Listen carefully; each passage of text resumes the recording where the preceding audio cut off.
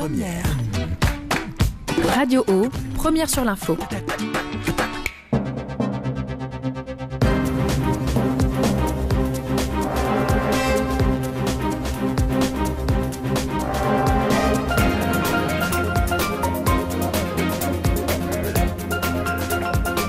Bonjour à tous et bienvenue pour ce rendez-vous d'Élysée 2012, le débat, un rendez-vous proposé par la Première.fr en collaboration avec l'ensemble des radios premières et un débat consacré cette fois-ci à la jeunesse d'outre-mer, des jeunes qui ont quitté leur terre d'origine pour venir étudier ou travailler dans l'Hexagone ou qui sont nés ici et qui se retrouvent à quelques semaines de l'élection présidentielle, objet de toutes les attentions des candidats, à commencer par ceux qui sont pour l'instant en tête des sondages, François Hollande et Nicolas Sarkozy.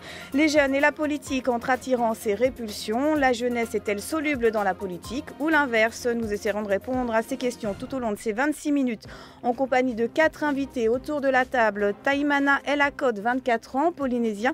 Vous êtes président de la Fédération des associations des étudiants de Polynésie française. Vous avez fini un master de management à Bordeaux, préparé les concours de la fonction publique d'État et espérez retourner en Polynésie. À côté de vous, autour de cette table, toujours Arnold de Souza, 22 ans, guyanais, étudiant à Sciences Po, adhérent de l'association Sciences O, qui s'occupe de parrainer les jeunes ultramarins de Sciences Po. Vous êtes arrivé il y a 3 ans de Saint-Laurent-du-Maroni, avez bénéficié de la procédure convention éducation prioritaire. Et après une première année difficile, vous nous raconterez ça tout à l'heure à Sciences Po, vous vous engagez donc auprès des jeunes ultramarins de Sciences Po. Également autour de cette table, Shams Allo, vous êtes né à Aubervilliers, vous êtes d'origine guadeloupéenne, métis guadeloupéen. Vous avez 20 ans, vous vous consacrez à la danse hip-hop notamment et suivez une formation pour devenir animateur social et sportif. Enfin, autour de cette table également, Ben Darnal, 18 ans, parisien d'origine guyanaise, à la recherche d'un emploi à temps plein, manutentionnaire à mi-temps. Et vous espérez, vous nous direz ça tout à l'heure, retourner vous installer en Guyane. Absolument. Voilà. Et enfin, à mes côtés toujours, Timothy Myrtil, journaliste au sein de la rédaction de François, beaucoup plus jeune que moi, donc particulièrement concerné par le sujet aujourd'hui, qui s'est intéressé aux problèmes propres à la jeunesse d'outre-mer et reviendra avec nous sur les difficultés, mais aussi les solutions que vous nous proposerez sans doute autour de cette table et que vous souhaiteriez peut-être proposer aux candidats à l'élection présidentielle. Et pour commencer, Timothy, vous nous proposez-vous un rapide retour sur la situation des jeunes en outre-mer? Oui, désenchantés, contestataires ou conformistes, la jeunesse d'outre-mer montre différents visages. Pourtant, chaque année, environ 20 000 jeunes ultramarins sortent diplômés des universités ou des fameux BTS. 4 pôles universitaires outre-mer, la Nouvelle-Calédonie, la Polynésie, les Antilles-Guyanes et la Réunion.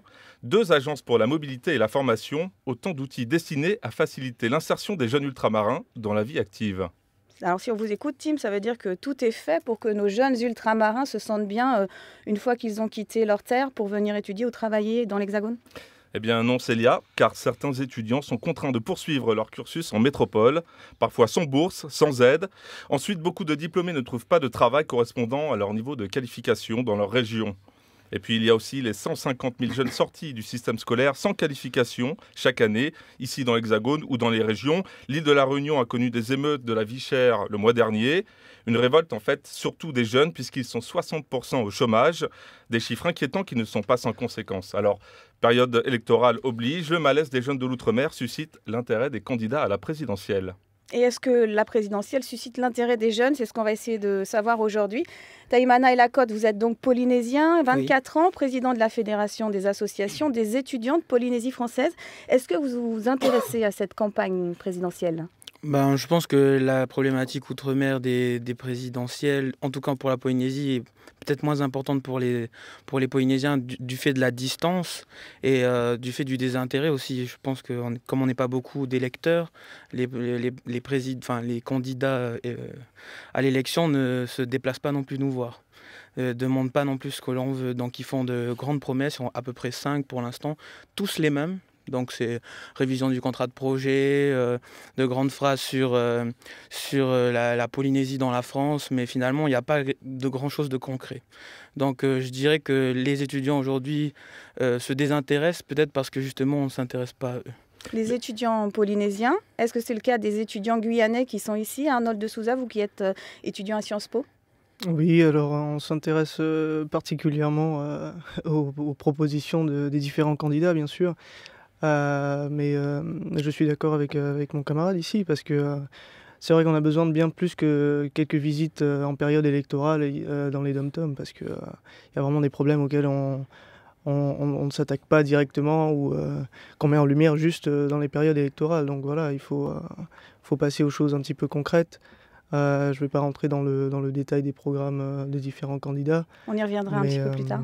Mais voilà, pour l'instant, en parlant du désintérêt, il faut dire qu'en Guyane, il y a beaucoup, et c'est peut-être regrettable, de jeunes qui s'intéressent peu, voire pas du tout, aux enjeux politiques,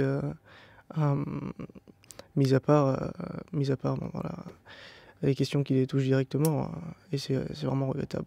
Mais c'est un petit peu normal en même temps, quand on est jeune travailleur et qu'on est installé aussi dans l'Hexagone.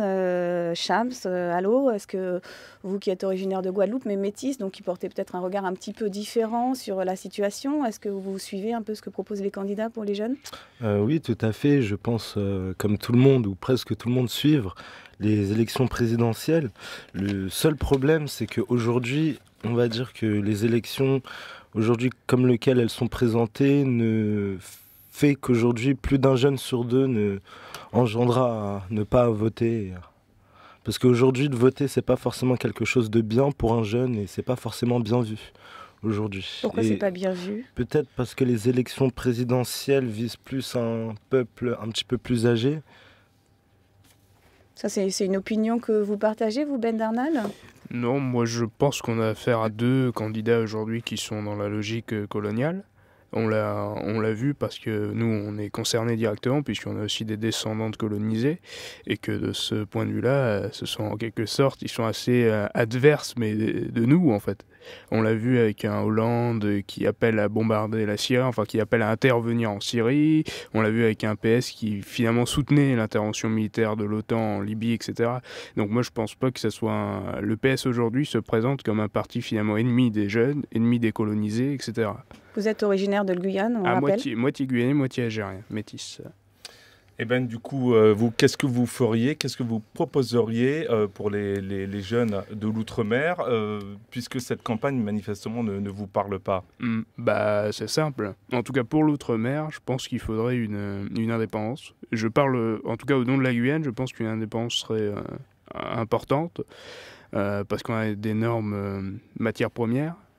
Beaucoup de richesses, mais malheureusement il y a un État colonial qui s'approprie nos richesses. Est-ce que c'est pas un peu éloigné des préoccupations des jeunes d'aujourd'hui ? La dépense, non, je pense pas. Non. Vu avec la délinquance, tout ce qui se passe, je pense que c'est lié avec les problèmes monétaires, tout ce qui intéresse en métropole. Alors d'indépendance, il n'est question chez aucun des candidats à cette élection présidentielle. Aucun. Par contre, tous s'intéressent à la jeunesse. On va écouter Nicolas Sarkozy qui, lors de ses vœux à l'outre-mer, c'était en janvier dernier, justement, en Guyane, faisait des propositions pour la formation et l'emploi des jeunes. Développer considérablement l'offre de formation dans nos outre-mer en utilisant tous les leviers disponibles, universités, l'ADOM, SMA, CFA, lycées professionnels. Nous allons doubler le nombre de jeunes en contrat d'apprentissage outre-mer. Le service militaire adapté seul ne suffit pas.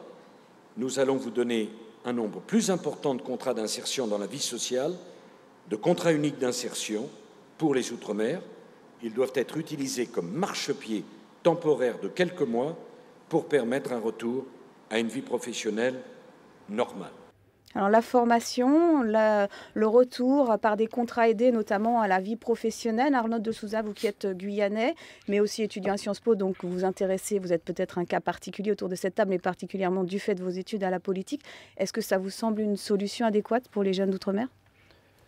Oui, il faut investir massivement dans tout ce qui est formation et éducation, c'est une évidence. Mais j'aimerais avant tout rebondir sur ce que mon camarade a dit tout à l'heure, guyanais, sur la situation.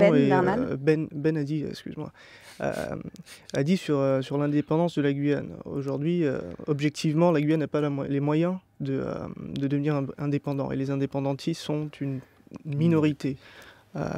D'accord, on ne va pas faire un débat ici sur l'indépendance de la Guyane ou de l'outre-mer, mais c'est votre sentiment personnel. On a bien compris que vous étiez tous les deux Guyanais, mais pas nécessairement d'accord l'un et l'autre sur l'avenir de la Guyane. Oui. Maintenant, sur l'avenir de la jeunesse en outre-mer, est-ce que justement l'accompagnement, la formation, le développement d'universités, c'est la solution, c'est une des solutions? Oui, ce serait une des solutions, effectivement, parce que personnellement, j'ai plusieurs amis qui font partie de l'université en Guyane, qui suivent leur formation là-bas. Et après la licence, il y a plusieurs qui ont fait des BTS, mais après la licence, ils sont obligés de partir en métropole. Et c'est pareil pour un camarade qui a fait des études de médecine. En Guyane, on propose uniquement la première année de formation en médecine. Après, on est obligé de partir soit en France, soit en Guadeloupe, pour suivre les 2-3 années, et après les 2-3 années pour la 4e année, on doit partir impérativement de l'outre-mer de toute façon. Donc oui, les propositions qui tendent à améliorer la formation des jeunes au sein des dom-toms même, enfin des territoires ultramarins, est une solution et même une nécessité à l'heure actuelle. Partir, c'est difficile. Vous avez évoqué avec nous avant cette émission les difficultés que vous avez rencontrées la première année. À quoi vous avez été confronté ici à Paris? Les difficultés étaient de deux natures différentes. Je pense que l'éloignement par rapport à ses proches, c'est quelque chose d'assez difficile à vivre, surtout en première année, tant de distance. Moi ici, j'ai pas de famille à Paris, donc je me retrouve un petit peu tout seul ici. Donc la première année, c'était vraiment très difficile. Maintenant, ça va, ça fait 3 ans, je suis habitué. Et la deuxième difficulté, c'est plutôt au niveau scolaire, adaptation au climat aussi, qui est très différent. Je me rappelle encore de mon premier hiver passé ici à Paris. C'était assez difficile à vivre. Première. Radio O, première sur l'info. Élysée 2012, le débat et le retour. On parle ce mois-ci, dans ce débat, de la jeunesse outre-mer. Autour de la table, 4 étudiants et jeunes travailleurs issus de Guyane, Guadeloupe et Polynésie. Et on parlait juste avant cette coupure, cette interruption, de la difficulté de l'exil et de l'adaptation à la vie à Paris. Ben Darnal, vous qui êtes guyanais, vous êtes manutentionnaire, donc jeune travailleur, vous vouliez réagir justement à ces difficultés? Au niveau de la formation, je voulais dire que souvent, au niveau de l'école, il y a un problème qui démarre au niveau de la formation. Par exemple, aujourd'hui, des jeunes ultramarins, comme vous les appelez, antillais ou guyanais, on va dire. Les ultramarins ne sont pas seulement antillais ou guyanais. Oui, il y a la Polynésie, c'est pas grave. Alors, qui sont mis sur une voie de garage, puisque je peux vous citer un cas, par exemple, des personnes qui sont en cours, donc qui travaillent scolairement en métropole, mais qui sont d'origine antilo-guyanaise. Vous allez les voir mis sur des voies de garage. Quand je dis sur des voies de garage, c'est sur des métiers, par exemple, qui n'ont pas demandé. Ils peuvent être très bons élèves, et dans beaucoup de cas, on les met dans des métiers comme sanitaire et social, alors qu'ils souhaitaient poursuivre sur le chemin général, devenir avocat, etc. Donc, voilà. Et c'est votre cas, Shams. Vous avez, avant de passer cette formation en animateur, été confronté à plusieurs choix qui finalement étaient les mauvais. Tout à fait. J'ai dû plusieurs fois changer d'orientation professionnelle pour pouvoir trouver quelque chose enfin auquel j'aurais pu développer mon vrai projet, et par lequel j'ai dû engendrer des étapes qui n'étaient pas forcément de passer des diplômes aujourd'hui. Alors, emploi, formation, contrat aidé, ça fait partie des propositions proposées justement par les candidats. C'est le cas notamment de François Bayrou, qui propose de débloquer l'emploi des jeunes avec l'ouverture d'un droit à l'emploi sans charge pendant 2 ans dans une entreprise, donc pourvu qu'il s'agisse d'un CDI. C'est à peu près le même type de proposition que François Hollande. François Hollande qui tenait le week-end dernier, qui a tenu à Paris un meeting consacré aux ultramarins de l'Hexagone, et qui a évoqué également les difficultés de la jeunesse outre-mer. Il y a 150 000 jeunes qui sortent du système scolaire sans qualification, sans formation. Et combien encore en outre-mer? L'université doit être reconnue pleinement sur les territoires d'outre-mer. Et ça doit être une priorité pour que les étudiants étudient là où ils ont été jusqu'au lycée.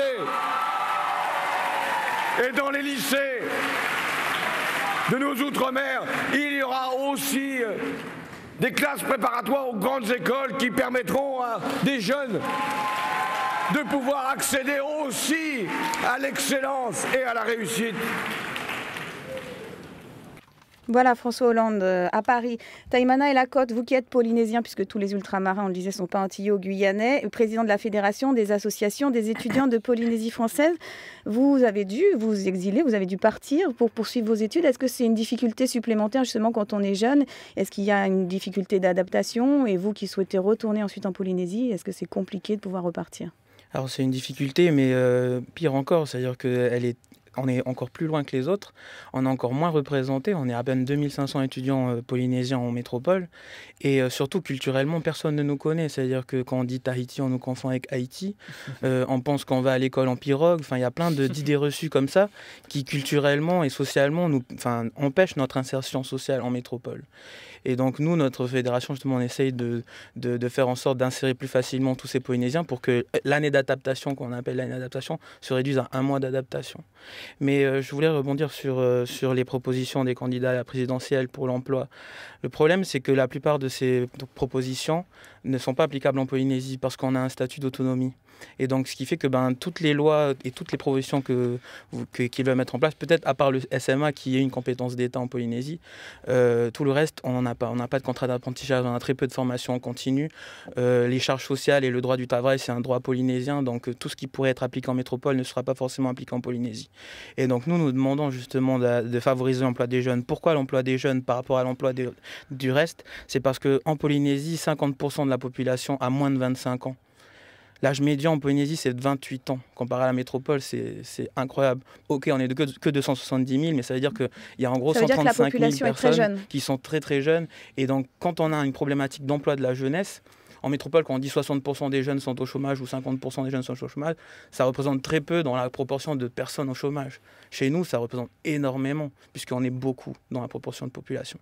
Donc l'emploi des jeunes est très important et donc nous avons créé un cahier de réflexion des étudiants polynésiens et dans ces cahiers de réflexion, le numéro 4, l'édition numéro 4 que nous sommes en train de rédiger, que nous envoyons ensuite à tous les dirigeants politiques de l'État et du territoire, nous proposons justement la création de pas mal un peu sur l'idée de François Bayrou et de François Hollande, de défiscaliser, d'exonérer de charges sociales les emplois jeunes âgés de moins de 28 ans, justement l'âge médian, pendant 1 an ou 2 ans.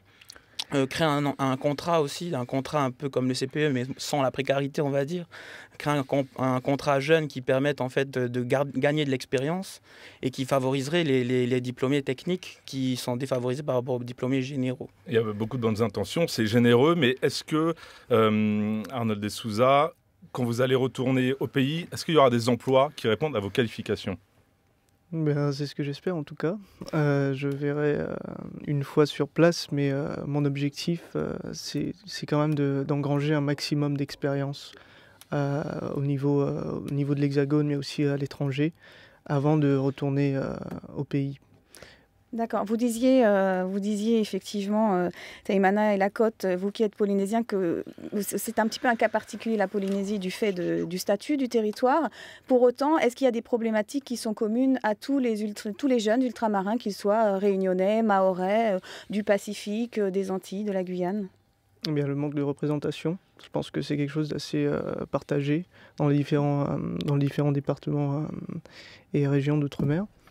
Le fait qu'on ait une minorité aussi nous exclut un petit peu du centre du débat. C'est ça qui est regrettable et je pense que l'objectif c'est de nous ramener un petit peu en avant, à l'avant du débat parce que les territoires d'outre-mer devraient être un exemple pour la République et pas juste des territoires qu'on laisse un peu de côté.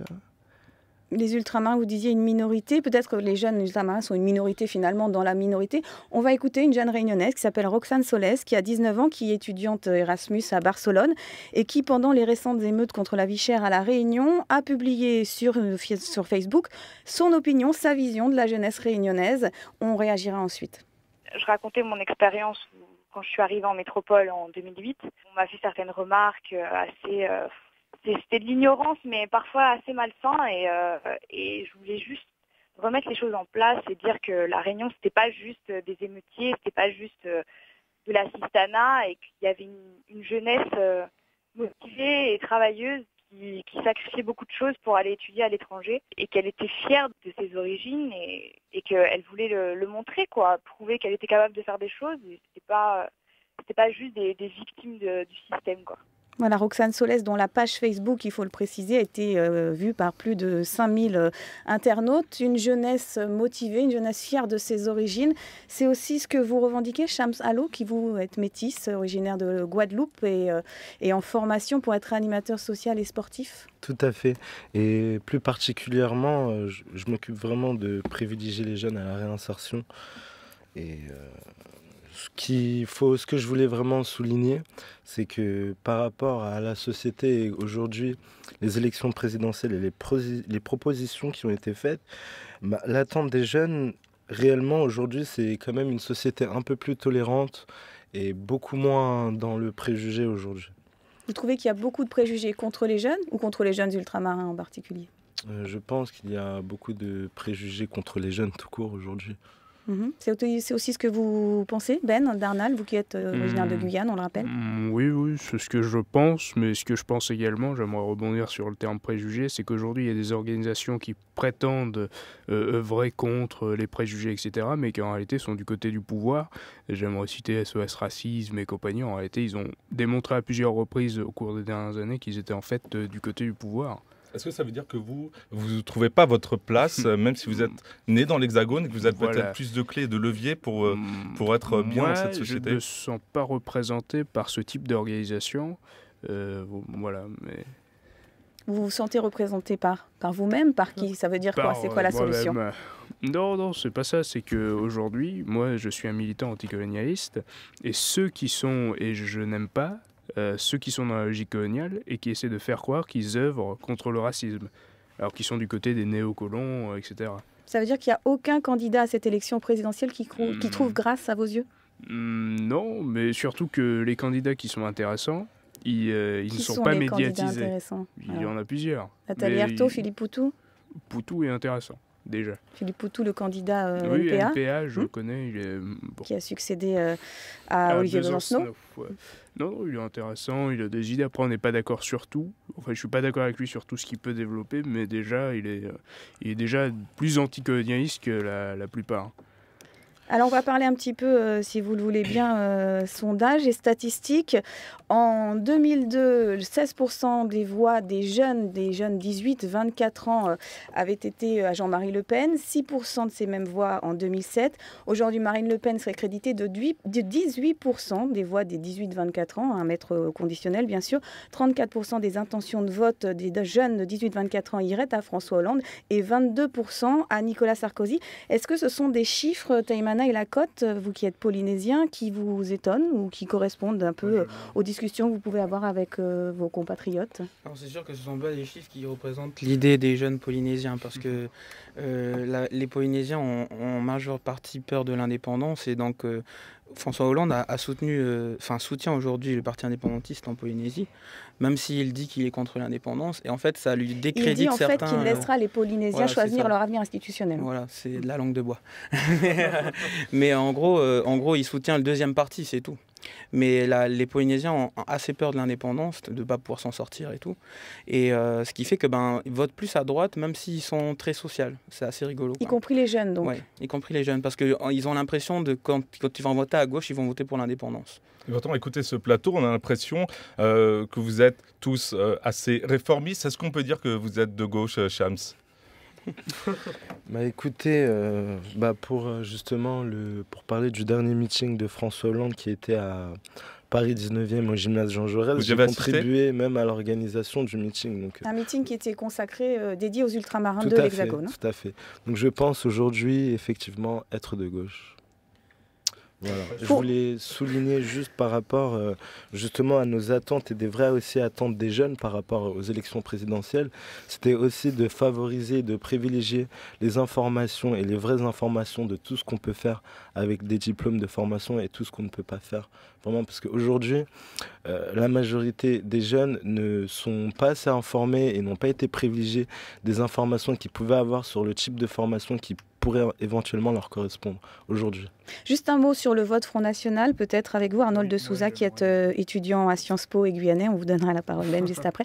Assez rapidement, on dit que cette fois-ci, Marine Le Pen pourrait être créditée de 8%, 7-8% des voix. Notamment, il y a un sondage qui date de janvier en Guadeloupe. Marine Le Pen serait créditée de 7% des intentions de vote. C'est du jamais vu pour l'outre-mer. Est-ce que ça vous parle? Est-ce que ça vous comprenez ces intentions de vote, ou ça vous semble tout ça très loin et assez incompréhensible? Eh bien, je ne voudrais pas heurter la sensibilité de ceux qui nous écoutent, mais personnellement, je ne suis pas surpris par ce chiffre, parce que je pense qu'il y a un manque d'information.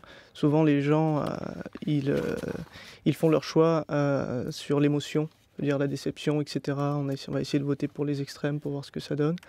Mais je pense objectivement, le programme de Madame Marine Le Pen est très fragile.